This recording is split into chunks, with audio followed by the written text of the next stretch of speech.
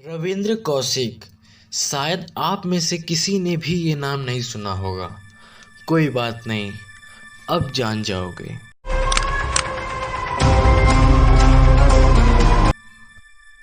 रविंद्र कौशिक उर्फ नबी अहमद शाकिर। इनका जन्म 11 अप्रैल 1952 में राजस्थान के श्री गंगानगर में हुआ था। रविंद्र जब बड़े हुए तब वह एक्टिंग के बड़े शौकीन थे। उनके रूप बदलने की एक्टिंग का कोई जवाब ही नहीं था। एक दिन रविंद्र की एक्टिंग को देखकर लखनऊ के एक सेठ ने उन्हें लखनऊ बुलाया, जहां रविंद्र को मंच पर देश प्रेम का रोल मिला। इस कैरेक्टर में रविंद्र भारतीय सैनिक बने थे। लोगों को उनकी एक्टिंग बिल्कुल सच की तरह लग रही थी। उसी समय कार्यक्रम के दौरान एक रॉ का अधिकारी रविंद्र को अपने साथ ले गया।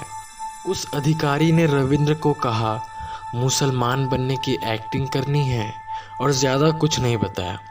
रविंद्र ने भी हामी भर दी। फिर क्या होना था?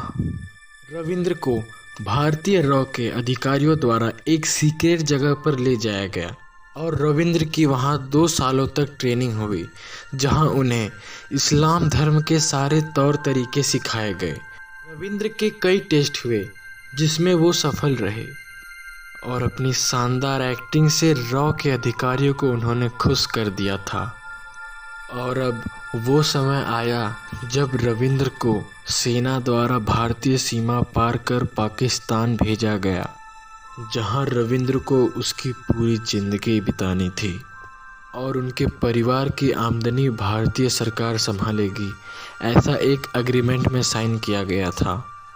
रविंद्र पाकिस्तान में बिल्कुल तौर तरीके से LLB की डिग्री ली और पाकिस्तानी सेना में भी भर्ती हो गए। रविंद्र को उनके अच्छे काम की वजह से उन्हें पाकिस्तानी सेना में मेजर का पद मिला, जो उस वक्त बहुत बड़ा होता था।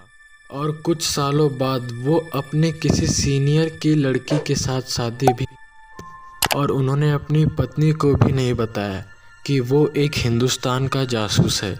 और रविंद्र लगातार सारी खबरें रॉ को देते रहते। सब कुछ ठीक चल रहा था, पर जब इंदिरा गांधी का शासनकाल आया, उन्होंने रविंद्र की मदद के लिए एक और जासूस पाकिस्तान भेजा जाए, ऐसी योजना बनाई। और रविंद्र ऐसा नहीं चाहते कि कोई और यहाँ आए, वे अकेले ही काफ़ी थे।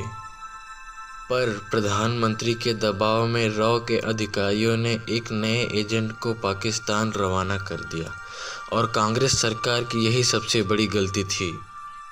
और वो मूर्ख एजेंट पाकिस्तान जाते ही पकड़ा गया और सब कुछ पाक आर्मियों के सामने उगल दिया। और तो और डर के मारे वो रविंद्र कौशिक की पूरी सच्चाई बता दी।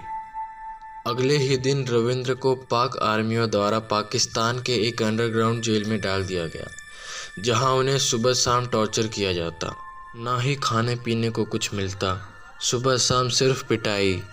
और वहाँ की कोर्ट ने उन्हें उम्र कैद की सज़ा सुनाई, और अंत में पाकिस्तान का टॉर्चर सहते सहते सन 2001 में उनकी मौत उसी जेल में हो गई। और भारत अपने नाम को बचाने के लिए उनके शव को लेने से इनकार कर दिया, और उन लोगों ने रविंद्र के शरीर को कचरे के साथ जला दिया। और यहीं पर इस भारत के महान कलाकार और देशभक्त की कहानी खत्म हो गई। इंदिरा गांधी उस समय की तत्कालीन प्रधानमंत्री, जिन्होंने रविंद्र कौशिक को ब्लैक टाइगर की उपाधि दी थी, उनकी एक गलती के कारण हमने रविंद्र को खोना पड़ा। तो ये थी एक सच्चे हीरो की कहानी। हमारे साथ अंत तक बने रहने के लिए धन्यवाद। आपका दिन शुभ हो।